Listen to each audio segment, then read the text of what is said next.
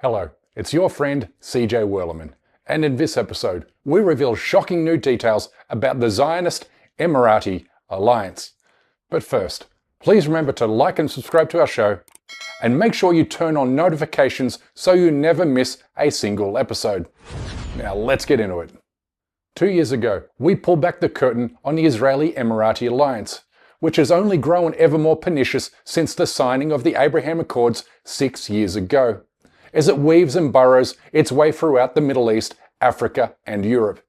More recently, we revealed how the pair are funding and fueling genocide in Sudan by delivering weapons, intelligence and resources to one of the most violent terrorist groups on the African continent today, the Rapid Support Forces, also known by its acronym RSF, which is not only trying to overthrow the Sudanese government, but also helping Israel and the UAE steal Sudan's gold, natural resources and access to the Red Sea, constituting an act of criminality responsible for the murder of more than 25,000 Sudanese children last year. Bir şey söylemek istiyorum. Sudan olayı ve Gazze'deki dava aslında birdir. Yani sadece Gazze'deki insanlar birebir İsrail'le savaşıyorlar. Sudan'da ise bir vasıta ile Birleşik Arap Emirlikleri üzerinden savaşıyoruz biz. Leaked Emirati government documents show that the UAE offered to help Israel commit genocide in Gaza by inviting Israeli forces to use Emirati military bases in the Red Sea for military, intelligence and logistical support against the Palestinian resistance. The files describe plans to use UAE bases in the Red Sea region and supply advanced surveillance equipment to Israel. They also highlight deepening security cooperation, arms transfers, and intelligence sharing, all while civilians in Gaza faced massive destruction.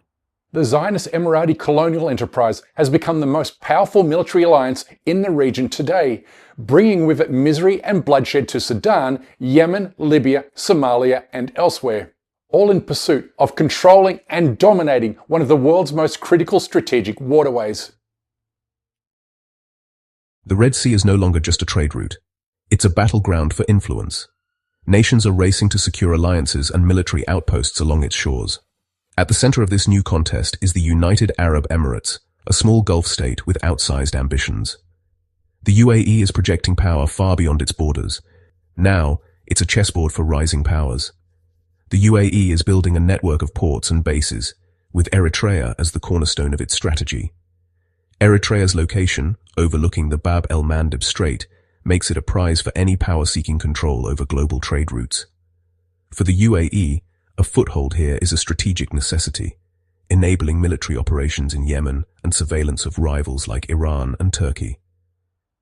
The Zionist-Emirati colonial project is why Israel became the first and only country to officially recognize Somaliland, a Zionist-manufactured nation meant only to give Israel and the UAE greater access to the Red Sea. And this brings us to the Red Sea. This is probably Somaliland's most crucial asset, and Israel knows it. It's good to talk to you, and before anything else, I want you to know that I'm signing now, as we speak, Israel's official recognition of Somaliland and its right of self-determination. Wait, what? Since when has Israel ever cared about self-determination?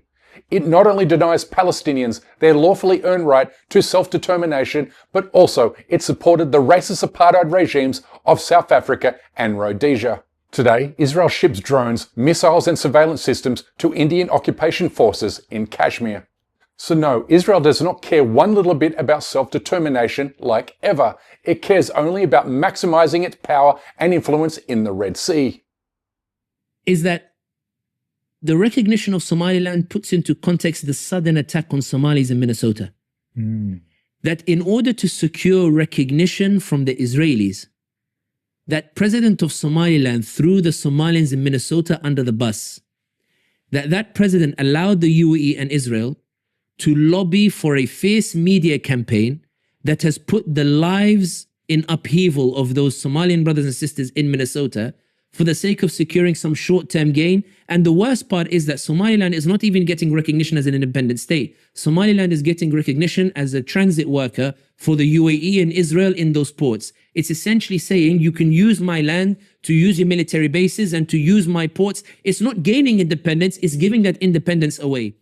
Israel is essentially using the UAE as a Trojan horse. And by that, I mean it's carrying out much of its dirty work in the region while hiding behind the Arab nation. A ruse that has failed to dupe people who know better, like these human rights activists in London who staged a protest outside the Emirati embassy by replacing its sign with one that reads, Embassy of the United Arab Zionists. This Arab Zionist state has established a half-dozen military bases around the Gulf of Aden, with the Israeli arms company Elbit Systems supplying defense systems to the Emirati Air Force, and with both countries unveiling a jointly created unmanned naval vessel capable of surveillance and reconnaissance. Their plan is straightforward: fragment and splinter once formidable Arab and African nations, control key trade routes between Yemen and the Horn of Africa, establish military bases throughout the region, and then control its flow of commerce. Fragmentation is why the Emirati Zionist alliance is arming separatist militias in Yemen, Sudan, Somalia, and Libya. A strategy that until now had gone perfectly to plan. That is until Saudi Arabia said enough is enough on December 31st, the day it bombed Emirati military assets in Yemen. This footage shows the Saudi Arabian airstrike destroying a convoy of Emirati military vehicles at a port in southern Yemen. Riyadh says 2 ships from the United Arab Emirates had docked at Mukalla port, delivering weapons and armored personnel carriers without the approval of the Saudi-led coalition in Yemen. Riyadh says they were destined to support the Southern Transitional Council, or STC. It's a separatist group established in 2017 with military and financial backing from the UAE. David Hurst, the editor-in-chief of Middle East Eye, described the Saudi attack against the UAE and Yemen as the Emirati regime's worst day in living memory, because it not only signals a Sunni Arab revolt against the UAE, but also a strengthening alliance between Saudi Arabia, Egypt and Turkey, while reshaping the entire Middle East. This shift could have as wide a repercussion as the Arab Spring once had 15 years ago. What's commonly referred to in the Middle East as the real nations of the Arab world, and by that we mean nations with a significant population, have woken up to what's been happening around them. Saudi Arabia, Algeria principally, but also Egypt potentially, have realized that the plan to dominate and control the key choke points of the region by Israel explicitly and the United Arab Emirates implicitly is a threat to their national interest. It's impossible to overstate what a total humiliation and geopolitical setback this is for the Emirati Zionist alliance. Their actions have suddenly awakened the region to the threat they pose to security and stability, as illustrated in the way Saudi Arabia and Egypt conducted joint naval operations for the first time in history, constituting a dire blow to Israeli and Emirati ambitions, a blow compounded by Somalia cancelling all agreements with the UAE and ejecting the Arab Zionist forces from its military bases and ports in the Red Sea. kuwaas oo xadgudubna ku ah haybadda iyo qarannimada dalkeena ka baaraan digid dheer iyo qiimeyn badan kadib waxaa qasab noqotay in aan qaadanno go'aanadii shalay soo baxay ee lagu baabi'iyey heshiisyadii nagala dhexeeyey dowladda Imaaraadka Carabta. To better understand the United Arab Emirates, you need to think of it not as a Muslim country, but instead a fake Zionist colony, which is exactly what it is and has been since the Arab Spring of 2011, when a series of regional political uprisings against authoritarian rule made every Arab despot paranoid and terrified of their own citizens, particularly Islamic revolutionaries. To protect its repressive regime from religious forces, the UAE has spent millions of dollars in Western countries lobbying for anti-Muslim policies and for the designation of Islamic groups as terrorist organizations. A recent investigation by the European Parliament reveals the UAE funded a Swiss company to carry out covert disinformation and smear operations in 18 European countries, but targeting Islam, Muslims, mosques, Islamic organisations and journalists like me who have long exposed the Emirati regime's tyrannical treachery. We have prescribed various Muslim organizations, those in the West, including CARE, the American Muslim organization that invited Sami Hamdi on his speaking tour, and even Muslim charities like Islamic Relief, designating them as terrorist organizations, claiming that they are fronts for terrorism. UAE even have ties with Islamophobes to try and push this idea that ordinary Muslim institutions like charities, mosques and groups have its ties to a shadowy organization that looks to usurp Western values. All of this is done because they fear people like Sami Hamdi and others who use their platforms in the West to reach millions in the Muslim world. That exposes their complicity, their crimes with the Israeli state. Because these countries fear that if their treachery and their crimes are exposed, then this may lead to another uprising threatening their thrones. This report points to a systematic campaign to demonize Islam, criminalize Muslim presence, and manufacture hatred through lies, fake networks, and fabricated reports with an overarching goal to suppress and control Islam.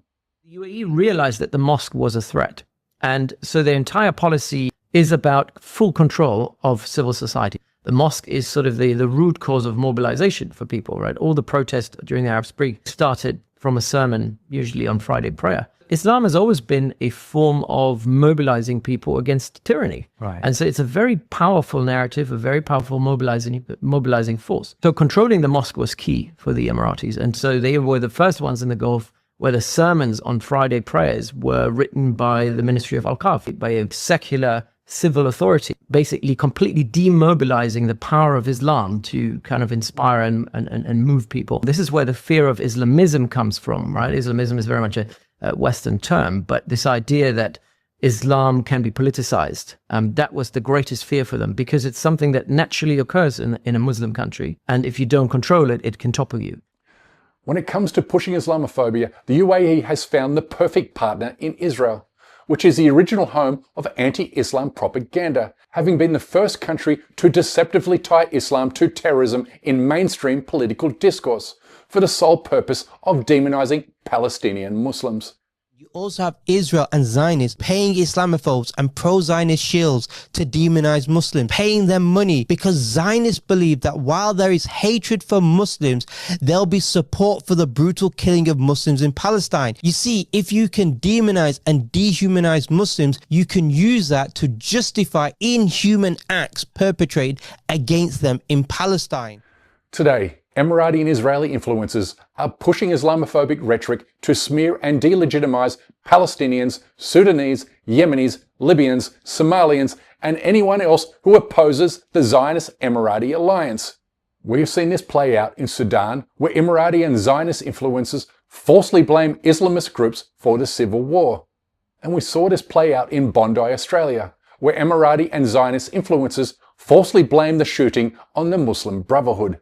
Arab world. They have a fear of the Arab world. They framed the Arab Spring as the Arab winter from the beginning. They said this is a major setback because they know the vast majority of Arabs and Muslims will not tolerate the sort of atrocities that are being committed by Israel against the Palestinians for decades. And so having dictators in power that the Americans can deal with, or that they can deal with, having one point of contact is always better than having to deal with a civil societal group or a democratically elected entity. They fear Islamism. I studied in Israel, and so I can tell you that the way that they frame the Muslim Brotherhood, the way that they frame political Islam, Islamism, the Arab street, and so on, is very much the same way that the Emiratis have framed it. Yeah. So there is an ideological alignment. Not at every dollar you spend in Dubai or Abu Dhabi, or with Emirates or Etihad Airlines, lend support to the Emirati Zionist alliance and its crimes against humanity in Africa and the Middle East. It's for this reason the Palestinian Liberation Movement has included the UAE on its target list of entities to boycott. So please help starve this alliance by shunning any product or service that enriches both countries. And speaking of assistance, our program desperately needs your help to survive and thrive, given the Israeli government successfully pressured YouTube into demonetizing our channel 4 months ago, which means our continued existence is now solely dependent on those who kindly and generously support our program at patreon.com/CJ Werleman. We can't thank our patron members enough. because without them, we can't produce, sustain and grow this program, which is why we offer exclusive content and benefits to those who do. But for now, good night, good morning, wherever you are, and stay blessed.